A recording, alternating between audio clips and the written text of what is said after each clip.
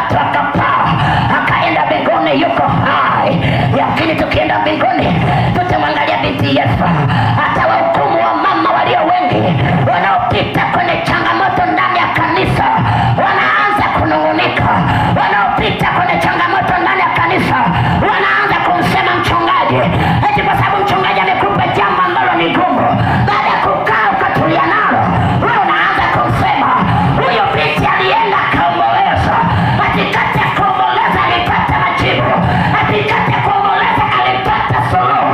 Lakini kanisa la leo, wababa wa leo wamekuwa chachu kwenye kanisa, wamekuwa msalaba kwa mchungaji, wamefanya kazi hata mtumishi wa Mungu sio wa hapa, lakini wa kule ambako nimetokea, lakini sio wa kule, lakini ni wa kule ambako sikujua.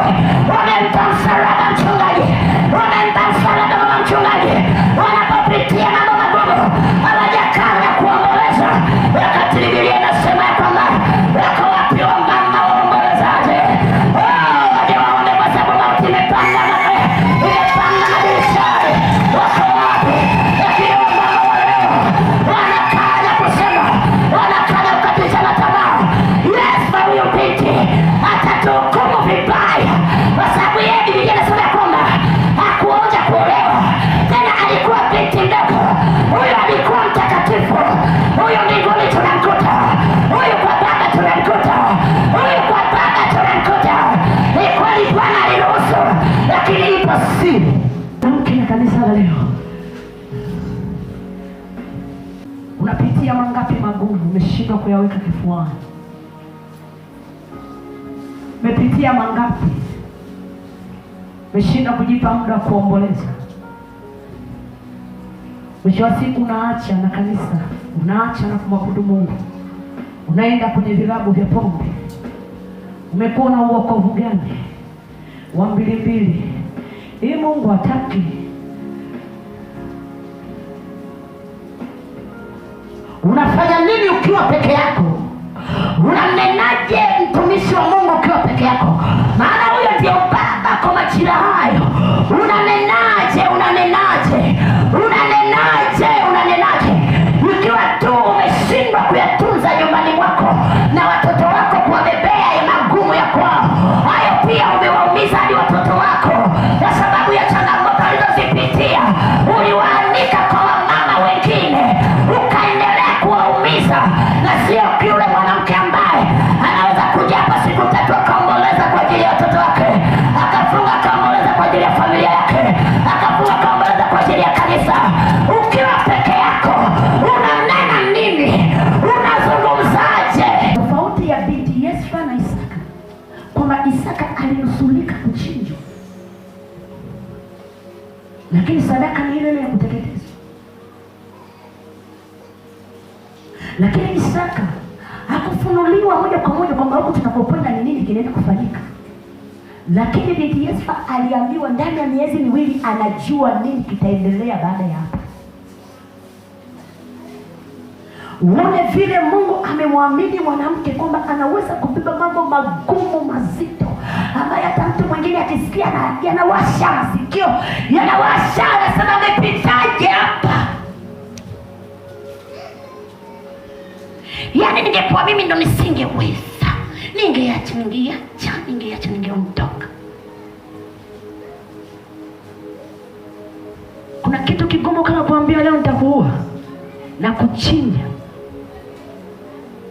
Isaka hakuambiwa na hakuwaza, kwa sababu hakuwaza. Ndio maana kila kaendelea safari hatua moja mbele anamuuliza baba, mbona sielewi? Yuko wapi mwanakondoo? Baba kaupima mwana, sema hapana, twende tu, yupo huko mbele. Mpaka wanakwenda, mpaka analazwa, bado anamuuliza mbona simuoni? Lakini neema ya Bwana inatokea, akamwambia amka, mwanakondoo huyu ndo anastahili kuchinjwa. Hakujijua kama ni yeye, kwa sababu hakuwaza mapenzi yake yeye na baba yake kama anaweza kumwazia mabaya namna hiyo. Lakini kwa binti Yesu ambaye atambuliki sana kwenye Biblia, huyo binti anakuambia kwamba aliambiwa moja kwa moja, na yeye akamjibu baba yake moja kwa moja, na ndani ya miezi miwili alikaa katikati ya maombolezo. Huwezi kuomba miezi miwili Mungu asifanye kitu, hapana. Kuna namna tu bibi, yani moyo wangu unaniambia kuna namna tu, kuna ahadi tu amewekeana na Mungu kule, kuna namna tu tumaini lilitokea ya kwamba nenda.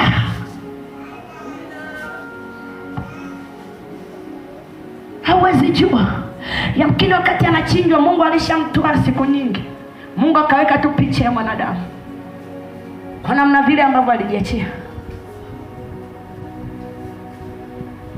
Hivi hujapita katikati ya magumu ukamwambia Bwana mpaka siku ya kesho yake majira yamefika hayo hapo, unaona ingoma imefeli, dakika usiweza nia hali ya hewa inabadilika. Jai kuona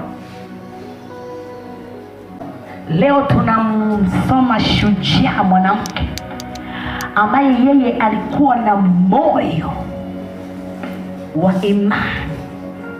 Shujaa huyu wa kike, tena binti mdogo, na sio kama aliamua achinje kwa sababu maisha yalikuwa magumu nyumbani. Hapana, baba yake yeye alikuwepo, alikuwa mtu mkubwa, alipewa kila anachotaka. Lakini leo tunamuona shujaa mwanamke ambaye aliamua kubeba maumivu na kuichukua ahadi ya baba yake. Ni upendo usio hesabika, maana upendo hauhesabu mabaya. Lakini ule kuhesabu mabaya, hakuona kama baba yake anamchukua kwa ubaya, alijitoa kwa upendo. Yale mapenzi ambayo aliyaona akitendewa baba yake.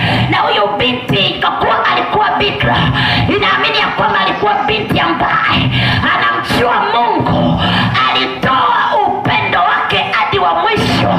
Alichukua aibu ya baba yake mbele za Mungu, kwa sababu alishaona baba amemwahidi Mungu, hii aibu naibeba mimi, hii fadhaa naibeba, sitaweza kumwangusha baba yangu, ili jaribu nalibeba mimi, itakuwaje sijajua, ila baba amefanya kadiri vile ambavyo umefunulia Mungu kinywa. Nani anaweza kubeba maumivu ya mtu?